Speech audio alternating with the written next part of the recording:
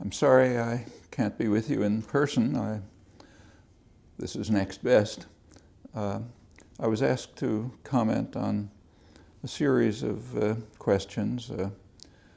Not much time, but the task is somewhat eased by the fact that I actually know very little about some of the topics that were raised, particularly involving Iran itself, so I can be brief. I think probably the easiest way to proceed is for me to just read the questions and statements and then comment about them. So the first one has to do with the fact that there is considerable commentary from what is called the progressive left, calling the movement in Iran a CIA operation and a class struggle. As to the first, the CIA operation, that is extremely implausible in my view. First of all, Iranians don't need instructions from the CIA to go out in the streets and face the brutality of the security forces. For another, the CIA probably doesn't even have useful assets in Iran. Furthermore, the efforts to subvert democracy are typically not carried out by the CIA, but by the National Endowment for Democracy, the International Republican Institute, and others under the guise of democracy promotion. And it sometimes works, in fact, leads to coups and so on. But there's no indication that anything like that was happening in Iran. I mean, there are many references to the 1953 uprising, but the circumstances, yes, that was a CIA MI6 British-initiated uprising, but the circumstances are completely different now. I don't think the parallel holds. As for the class struggle question, that's a matter that I really don't feel competent to talk about. I don't know enough about the internal nature of Iranian society and what's happening. You have many other people speaking here who can talk about that with much greater competence than I can. All I can say is I've read and heard from people who do know about Iran, as I don't, who have conflicting views of the matter. But you'll hear about that from others. What happened on the day of the Iranian elections? Did the election result look credible? Well, it's possible, maybe even likely, that Ahmadinejad would have won a fair election. But it's also reasonably clear that the ruling clerics didn't want to take a chance on something that might lead to a runoff. The results that they released and the timing of the release don't give you much confidence in what was produced. It doesn't look credible. It's also worth bearing in mind that even if the votes were perfectly counted and there was no fraud whatsoever, it would still not be a legitimate election by any reasonable standards. Too much control from the ruling sectors about who could run, the nature of the election, what could be brought up, and so on. However, it's also worth remembering that when we open those doors, there's a lot of demons waiting in the corridors. Those kinds of questions can be asked very generally, including in the United States, and I'm not referring to electoral fraud. But in this case, it could hardly have been a legitimate election one way or another. It doesn't mean nothing was at stake, but it was narrow. Why did people go into streets after the election? Can one consider the recent struggles a civil rights struggle?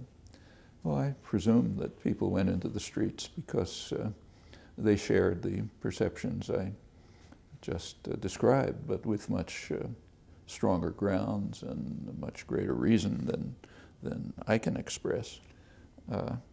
They felt that they'd been cheated, that they'd been treated with contempt. And I think that's correct. It's an accurate perception. Is it a civil rights struggle? Well, my understanding is that the protests went well beyond a call for simply a fair election in which ballots are counted properly. It seemed to me that they reached to fundamental issues of human and civil rights and even the nature of the entire political order. And insofar as that's true, yes, it's a genuine civil and human rights struggle, in fact, a very courageous and admirable one. And of course, the brutal crushing of it is an atrocity. What are the similarities and differences between the current struggles in Iran and similar ones in US, South Africa, before the Iranian Revolution? That's a good question, but there's no way to respond to it in a brief period, even if I knew how. There's some similarities, there are lots of differences, but I'm afraid I just can't try to deal with it here. What prompted the government of Iran to react so brutally to the peaceful demonstrations? Well, I suspect they shared the same perceptions. They felt that the population might be getting out of control, at least a large part of it, and that there would have to be harsh and swift punishment to ensure that their domination and control would be preserved. That's ideological control, but also just plain material control. They own a lot of the society. And evidently they felt they could not take a chance, just as they couldn't take a chance on allowing a fair election, even within the limits they imposed, they couldn't take a chance on the protests escalating, threatening the established order, which they run and dominate, the ruling clerics and their security forces. What could be the consequence of Iran's election on the Middle East and the world? Well, the Iranian regime does not have a great deal of credibility outside, with a few rare exceptions. And these events, the election, but particularly the brutal repression of the protests, diminished what limited credibility it had.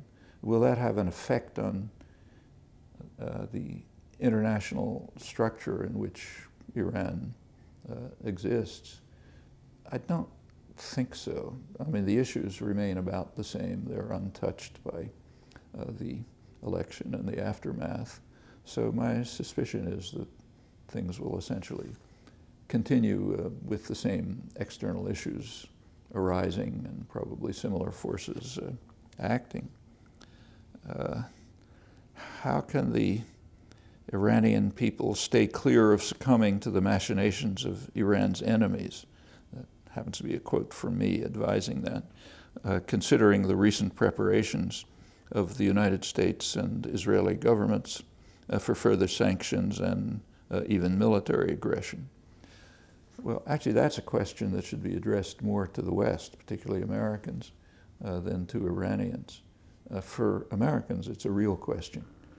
It's very hard, it should be hard, harder than it is, to overlook the fact that for over 50 years, the United States has been torturing the people of Iran and has barely ceased for a single day.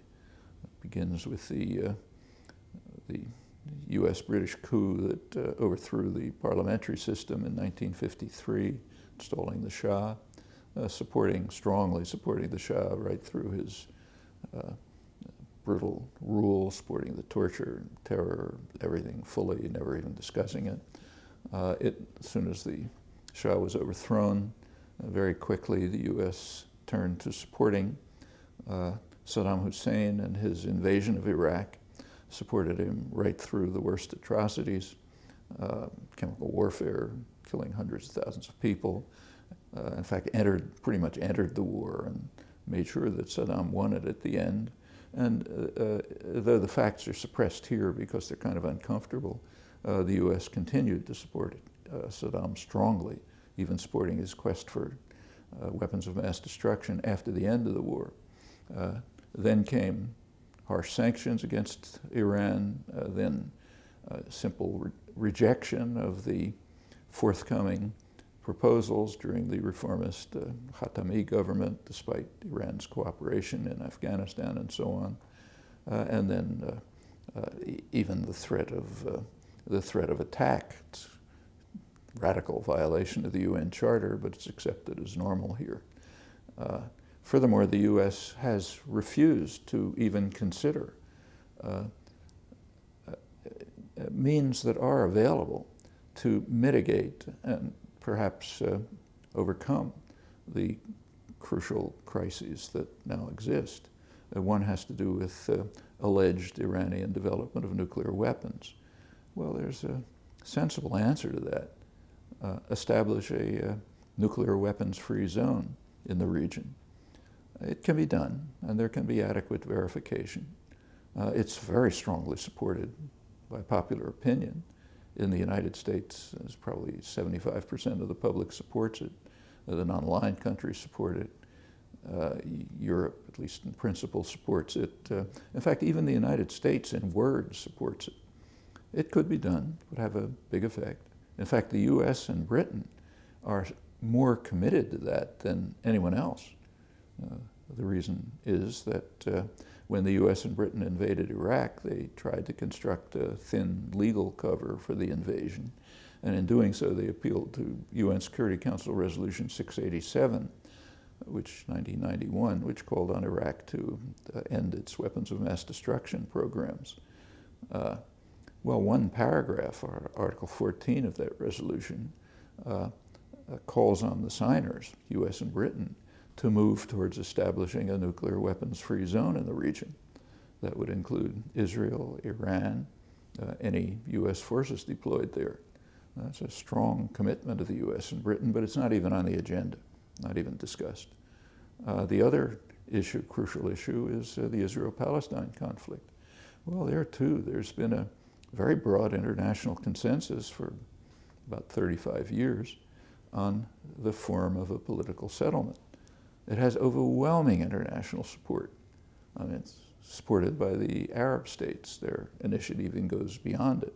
Supported by the Organization of Islamic States, including Iran. It's been blocked for over 35 years, primarily by, in fact, almost entirely by the United States and Israel. Well, okay, the U.S. could change its policy on that and join the world on that topic.